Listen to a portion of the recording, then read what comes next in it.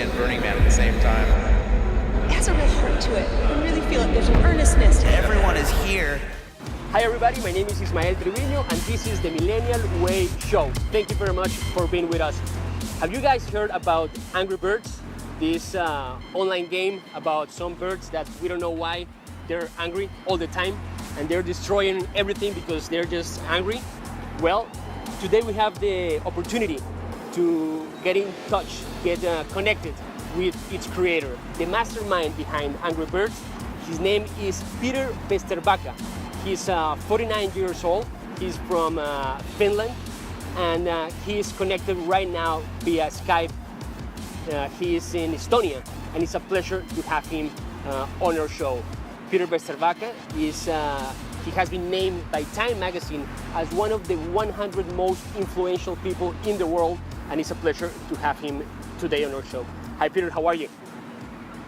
Hey, thanks for having me. A pleasure to have you. Thank you very much. We heard that you were recently in Colombia, in a tour in Latin America. How was it? How do you like Colombia? Yeah, first time for me in Colombia. So I was in Medellin for 3 days, attending a big higher education event. And it was a fantastic visit. I met with great people and I really enjoyed my time in Colombia. It was your first time in Colombia? What was the thing that you liked the most? You liked the culture, the food, the landscape, the music? It was all great, and of course always wanted to go and visit Colombia because of my good friend Shakira is from Colombia, so she always tells me that it's a fantastic place, so of course had to go and check it out. But then I really enjoyed the food, the people, everything. And then we had a lot of excellent discussions about how to transform education in Colombia. So met with the education ministry and many of the universities in Colombia.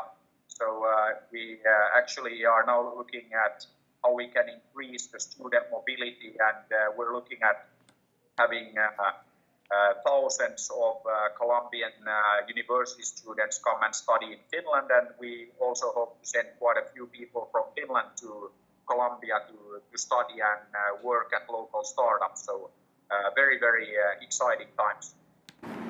To all our followers in the United States and in Latin America, please tell us a little bit about Slush. What is Slush? What is this technological festival that you're creating at this moment? Yes, Slush is an event that we organize every year in November in Helsinki. And when you come to Helsinki in November, it's cold, it's dark, there is slush on the ground. So together with a few friends, we started Slush in 2008. So we invited a few fellow entrepreneurs, fellow founders, Risto Siilasmaa, founder of F6, Ilkka Paananen, who was working at Digital Chocolate at the time, of course now very well known for starting Supercell, invited Monty Pidenius, who started MySQL, Sampo Karjalainen, who started Sulake Habbo Hotel, Ilja Laurs, who started something called GetJar, and just asked them to share their entrepreneurial stories and their best advice to the young people. In 2008, 300 people showed up, so not huge, but very effective. So everybody got very excited. There were a lot of passionate people. We had a building full of energy. And then over the next few years, Slush grew to more than 20,000 people. But what's really cool, like since the beginning, it's always been very much grassroots. So Slush is organized by volunteers. So like this year, we'll have over 2,000 volunteers from more than 60 countries. And you can say that it's now the biggest and best startup event anywhere on the planet. And what's really cool that 5 years after starting Slush, went back to Aalto University and again gave a talk about entrepreneurship, asked the same question, how many of you guys will start your own company or work at a startup once you graduate? And this time, 5 years after starting Slush, more than half the hands went up. So in just 5 years, we did a cultural revolution in Finland. totally changed the mindset, the attitude towards entrepreneurship and startups. And in fact, when our former Prime Minister Jyrki Katainen was asked that, how did you guys in Finland make this fantastic, explosion in startups and entrepreneurship happen? Our former Prime Minister said that, I don't know. And he wanted to make the point that it was not the government, so it was not him or the ministers or whatever, but it was actually the young people, the students that made this change happen. So Slush is not just an event, but it was a movement to change the mindset, change the attitude, and get people excited about startups and entrepreneurship. So we're off to a good start, and now this year for Slush we'll have more than 20,000 people come there from more than 100 countries. And it's safe to say that it's the most global and most effective startup movement anywhere on the planet. Wow, that sounds really impressive, Peter. But let's dig a little bit more about the topics that you're going to handle in this new version of Slush. Because I know that you're going to be talking about artificial intelligence. I know that also you're going to be talking about mixed realities, which means virtual and augmented reality, and also about quantum computing. Where all these technologies are heading us? Yes, we are going to say that the most important thing is that they come there, fantastic events happen. So they see that, of course, they can build best and the biggest event on the planet. So after they volunteer as Slush, they go up, continue with their studies, or even better, they go up and start fantastic startups. So I think that is kind of like the core thing. It's all about entrepreneurship. It's about connecting the startups, the investors, bringing the whole ecosystem together from Europe, from China, from the US. I mean, in fact, we have a direct flight from Silicon Valley just for Slush. So many of my friends in Silicon Valley are coming over for Slush. And again, yes, of course, we talk about AI. I mean, there's a lot of very, very interesting development there. We also have a lot of stuff around XR or, like the mixed reality or whatever you want to call it. So AR, VR, everything covered. There's a very kind of like dynamic ecosystem around that. So a lot of people working on especially AR nowadays. In fact, like a lot of the Microsoft development for their AR stuff has been since the very beginning, and that's kind of like Nokia legacy and all of that. There is all of the buzzwords are covered, and I think it's always difficult to say that what's kind of like the most interesting, kind of like the dominant trend. But I would maybe say that AI is really one of the big topics. So I would say that that is one area where I expect a lot of news, a lot of cool new startups to announce their plans at Slush. So AI is probably like one of the most exciting things this year. Which would you think that it will be the major threat that harass humanity as a humankind when we talk about all these new technologies improving our daily lives, but also taking risks and also making a little bit awareness of our own extinction? How this threat is big enough in your own words? Like the eternal optimist, and I think that we have always had new technology, and there's always been a lot of concern that this will destroy the planet and society and everything. But I think that of course AI will change a lot of things, and a lot of jobs will be destroyed, or jobs as we know them today. But I think I really believe that there will be a lot of new opportunity, a lot of new jobs, a lot of new things to be done. So again, I'm not very concerned. I don't think that we're anywhere close to having AI at the level of what you've seen in like the Terminator movies or something like that. So I don't think that the robots will kill us or anything. But of course, it will require that we as individuals and we as societies, as nations, that we adapt and we change as well. So a lot of times, people are not very comfortable with change, but I think that we just need to get used to kind of ever accelerating, ever increasing change. That's just the way the world has always worked. So it's not like a new thing. So AI is a fantastic opportunity for all of us, and I think that we need to embrace the opportunity and not just see, problems and threats. Of course, there will be problems. Of course, there will be challenges, but we just need to kind of work on overcoming those and grab the opportunities out there. Peter, we saw that you recently, as you said, you went to Argentina, you went to Peru, also you went to Colombia. How can you see Latin America, the development of all these new technologies in Latin America? What are we doing good in Latin America, and what should we do better in terms of applying all these new technologies to have a better world? Been in Latin America, and also before, of course, been many times to Brazil. I've been to Peru, Chile, so I have Mexico, obviously. So have some experience of working in Latin America. A lot of very exciting development all over Latin America. But I think that there's also a lot of opportunity to work on improving education, preparing not just a few, but the whole of society for these new opportunities and these new challenges. So one thing that I have been talking about a lot is that we really need to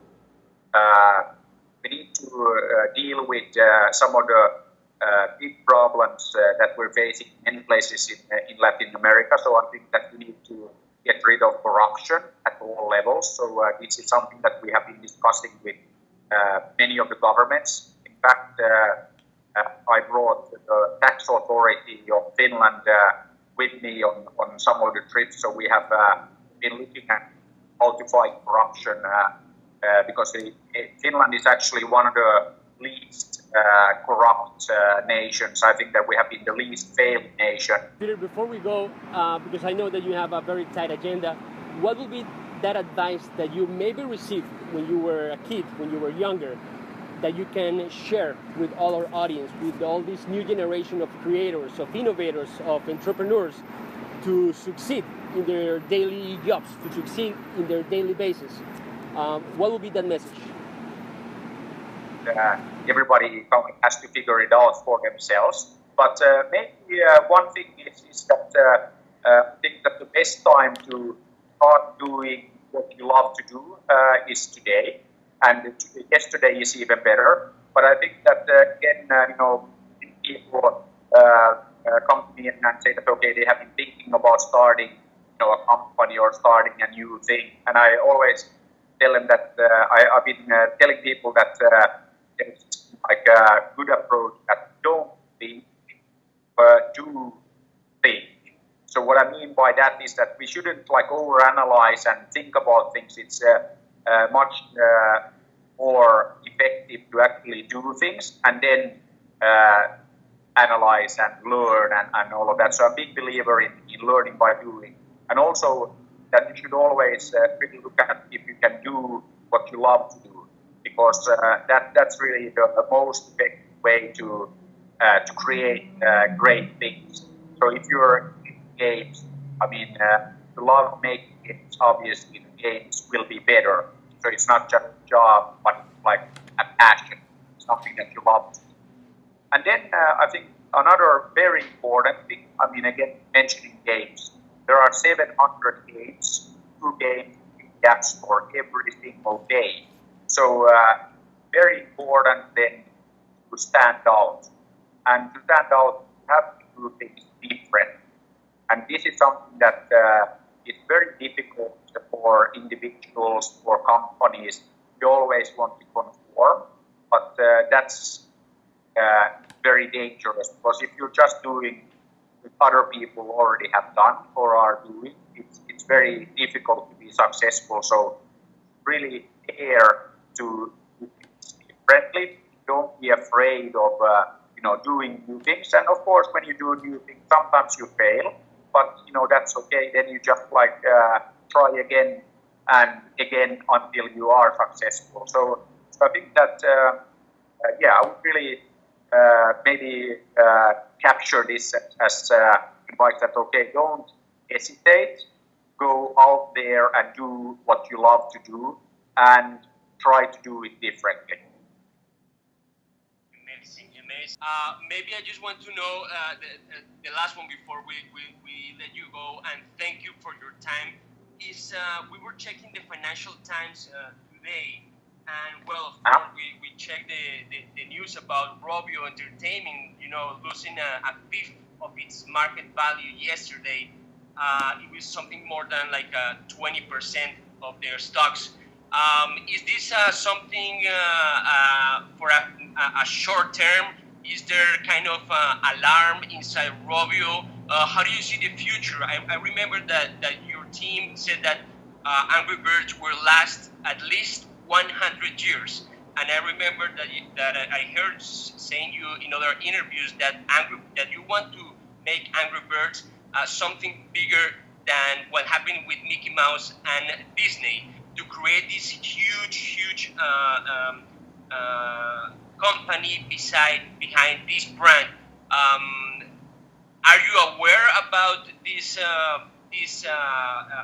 drop in the stock, or this is something just temporary and we will have Angry Birds for more than 100 years? So first of all, I'm not involved in the day-to-day operations of Rovio or Angry Birds since more than a year. But again, I would say that if you look at the stock market, any company, I think that things come and go, and you should never manage any business based on day-to-day activity in the stock market. So I wouldn't worry too much about that. And again, if I look at, for example, now working on Big Bang Legends at Lightyear, so a new game, a new brand. And what I always tell the team there is that we are not building a game for 100 days. We are building a brand for 100 years. And I think that this is something that is very true for any evergreen brand out there, that you can't manage it, based on day-to-day reactions. You have to take a much longer-term perspective. So again, when you build a brand, you need to think about the next 100 years, and then you make game number 1, 2, 3, and then that's the perspective that you need to take. And I think that always love how my Chinese friends look at the world. That if you ask them what they think about the French Revolution, they will tell you that it's too early to tell.